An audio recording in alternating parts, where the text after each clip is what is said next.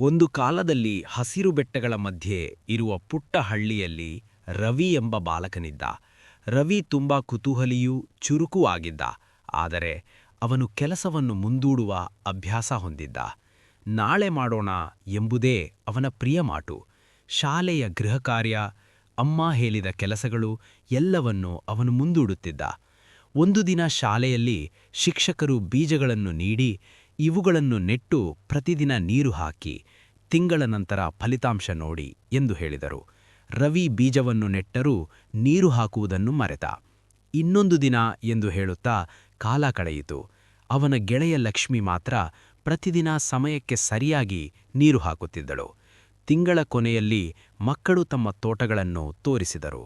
ಲಕ್ಷ್ಮಿಯ ತೋಟದಲ್ಲಿ ಹಸಿರು ಗಿಡಗಳು ಹೂವುಗಳೊಂದಿಗೆ ಕಂಗೊಳಿಸುತ್ತಿದ್ದವು. ರವಿಯ ತೋಟದಲ್ಲಿ ಮಾತ್ರ ಒಣಮಣ್ಣು. ರವಿ ಬೇಸರಗೊಂಡ. ಶಿಕ್ಷಕರು ನಗುತ್ತಾ ಹೇಳಿದರು, ಪರಿಶ್ರಮ ಮತ್ತು ಸಮಯಕ್ಕೆ ಮಾಡಿದ ಕೆಲಸವೇ ಫಲ ಕೊಡುತ್ತದೆ. ಆ ದಿನದಿಂದ ರವಿ ಪಾಠ ಕಲಿತ. ಅವನು ಕೆಲಸವನ್ನು ಮುಂದೂಡದೆ ಸಮಯಕ್ಕೆ ಸರಿಯಾಗಿ ಮಾಡಲು ಆರಂಭಿಸಿದ. ಸ್ವಲ್ಪ ದಿನಗಳಲ್ಲಿ ಅವನ ಓದು, ಮನೆ ಕೆಲಸಗಳು ಎಲ್ಲವೂ ಉತ್ತಮವಾದವು. ರವಿ ಸಂತೋಷದಿಂದ ಬದುಕಲು ಶುರು ಮಾಡಿದ. ನೀತಿ: ಸಮಯಕ್ಕೆ ಮಾಡಿದ ಕೆಲಸ ಮತ್ತು ನಿಯಮಿತ ಪರಿಶ್ರಮ ಸದಾ ಉತ್ತಮ ಫಲ ನೀಡುತ್ತದೆ.